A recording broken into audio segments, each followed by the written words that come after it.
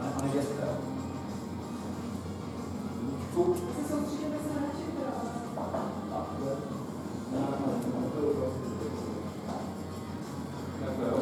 Děkuju za to. Já bych šel kafe s rumem, ale... Ne, já jsem nevlastní, já mám tady pivo, pohodě, stačí. Dále jsem neříkal nic jo. A když takhle vypadá, tak si hlavně a to je dělí na celý žádný výzvu.